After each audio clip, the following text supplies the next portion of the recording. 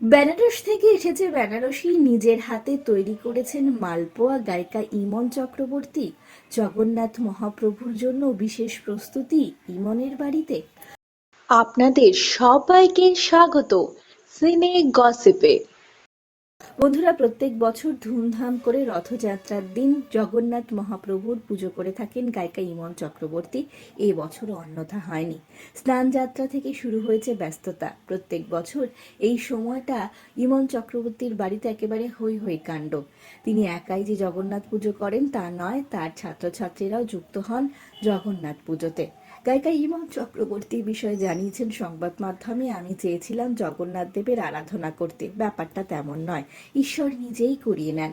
জগন্নাথ দেবও আমাকে দিয়ে তেমনই করিয়ে নেন। তবে তার আরাধনার পর আমার মধ্যে কি পরিবর্তন এসেছে তা অন্যরা বলতে পারবে ভালো। আমি ওর নির্দেশ মতো শুধু কাজ করি। এ বছরও অভিনেত্রীর বাড়িতে হচ্ছে ধুমধাম করে জগন্নাথ পুজো। লিলুয়ার বাড়ি সেজে উঠেছে রথযাত্রার দিন জগন্নাথ পুজো উপলক্ষে। নিজের হাতেই ঠাকুরের প্রিয় মালপোয়া তৈরি করেছেন গায়িকা ইমন চক্রবর্তী।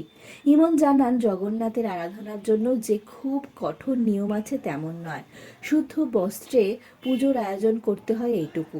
এছাড়া আমাদের পুরুত মশাই নিজেই সব নিয়ম আচার মেনে পুজো করেন। গায়িকা জানিয়েছেন, জগন্নাথের ভোগে থাকবে খিচুড়ি, কণিকা ভোগ সহ অনেক কিছু। সবটাই তার ইচ্ছে অনুযায়ী হবে।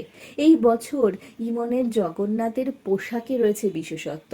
গায়িকা যোগ করেন, বেনারস থেকে বেনারসি আনানো হয়েছে। আমার যতটুকু সামর্থ্য সেইটুকু করতে পারছি। বেনারসিতেই সাজাবো আমার ঈশ্বরকে। গত কয়েক সপ্তাহ ধরেই পুজোর প্রস্তুতি ইমনের বাড়িতে একেবারে তুঙ্গে। বুধবার তো ব্যস্ততা একেবারে চরমে ছিল। প্রতি বছরই লিলুয়ার বাড়ির ছাদে বড় প্যান্ডেল করা হয়, ফুল দিয়ে সাজানো হয় গোটা বাড়ি।